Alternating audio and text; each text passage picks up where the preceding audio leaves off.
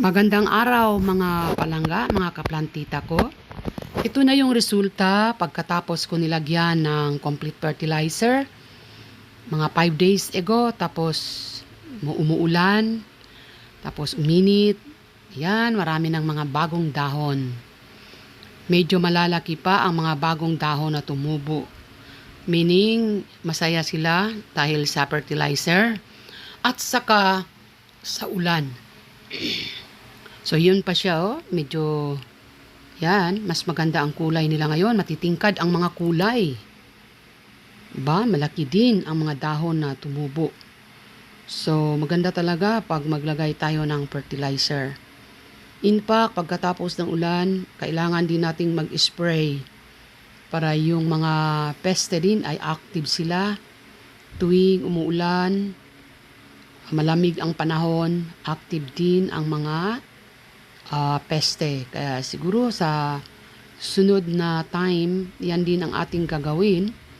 Mag-e-spray tayo upang mapangalagaan yung mga bagong dahon na tumubo sa ating mga tanim. Lalong-lalo na itong mga anfol. Very sensitive sila. Madali silang kapitan ng mga insekto at kainin yung mga bagong dahon. Yan ang titirahin ng mga insekto.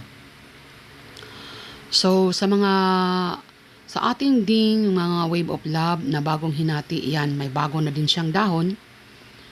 Masaya din siya. At saka yung potbelly, oh, meron ding bagong dahon na tumubo. At yung ating mga cardboard naman, napapansin ko na pagkatapos yung ulan, medyo malalaki. Ito yung ating strawberry shake. Yan, napakalaki yung bagong dahon niya at napakaganda ang kanyang variegation. Hiyang na hiyang talaga pagkatapos sa nalagyan ng fertilizer. Ganon pa man yung ating mga humalomena. Yan, half moon talaga yung kanilang mga variegation. So, we need talaga na maglagay ng mga fertilizer. Hindi siya pwedeng nandyan lang siya sa pots, naghintay lang tayo kapag umuulan. O diligan-diligan lang ba natin? Kung gusto natin talagang makita yung magandang resulta sa ating mga tanim, sipag at tiyaga talaga ang kailangan natin upang sila ay lumago at maging mataba. Ito naman ang ating mga cardboard. In this portion, masaya ang mga cardboard natin. Mas gumanda ang kanilang mga kulay at malalaki ang kanilang mga dahon. Ayan, ang mga bagong stibol na dahon. So yun, malusog sila kapag nakatikim naman ng fertilizer. Ngunit, ang paglalagay ng fertilizer, hindi naman siya pwedeng sa isang semana, isang beses, hindi siya. Ako, mga every 3 weeks, maglagay ako ng fertilizer.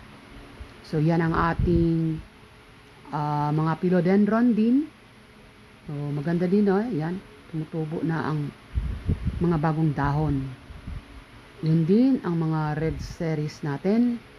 May mga red cardinal, cherry red, red sun, yung mga red imperial.